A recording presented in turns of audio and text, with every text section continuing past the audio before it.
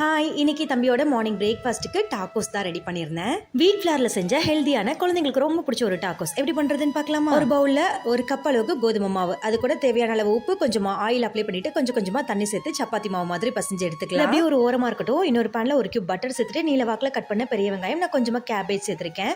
நல்லா வதங்கினதுக்கு அப்புறமா ஒரு கைப்பிடி அளவுக்கு குட்டி குட்டியா கட் பண்ண பன்னீர், குட்டி குட்டியா கட் பண்ண தக்காளி சேர்த்துக்கோங்க. இதுதான் சேர்க்கணும்னு இல்ல, இது கூட உங்களுக்கு வேற ஏதாவது வெஜிடபிள்ஸ் பிடிச்சிருந்தா கூட அதையுமே ஆட் பண்ணிக்கோங்க. 1/4 ஸ்பூன் மிளகாத்தூள், 1/4 ஸ்பூன் பெப்பர் தூள், 1/4 ஸ்பூன் சீரகத்தூள், தேவையான அளவு உப்பு சேர்த்து ஒரு வாட்டி வதக்கி விட்டுட்டு அப்படியே அடுப்பு ஆஃப் பண்ணிடலாம். பசஞ்சு வச்சிருக்க மாவு இந்த மாதிரி குட்டி குட்டியா சப்பாத்தி மாதிரி போட்டு தோசைக்கல் நல்லா சூடானதுக்கு அப்புறம் ஒரு பக்கம் மட்டும் நல்லா வேகிற மாதிரி எடுத்துக்கோங்க. இன்னொரு பக்கம் லைட்டா வெந்தா போதும். சப்பாத்தி நல்லா வெந்த பக்கம் மேலாப்ல இருக்க மாதிரி வச்சுட்டு ஒரு ஸ்பூன் சாஸ் அப்ளை பண்ணிக்கோங்க. அது மேல நம்மளோட ஸ்டஃபிங் வச்சுட்டு ஒரே ஒரு கியூப் சீஸ் வச்சிருக்கேன். இது அப்படியே ஒரு பக்கமா மடிச்சு விட்டுட்டு தோசைக்கல் நல்லா சூடானதுக்கு அப்புறமா லைட்டா கிறிஸ்பியா வர அளவுக்கு 2 பக்கம் திருப்பி போட்டு வேக வச்சோம்னா சூப்பரான ஒரு டாக்கோஸ் ரெடி. இது குழந்தைங்களோட லஞ்ச் பாக்ஸ்க்கோ ஸ்நாக்ஸ் பாக்ஸ்க்கோ கூட பேக் பண்ணிடலாம். வீடியோ பிடிச்சிருந்தா லைக் பண்ணிட்டு நம்மளோட சேனலையும் மறக்காம சப்ஸ்கிரைப் பண்ணிருங்க.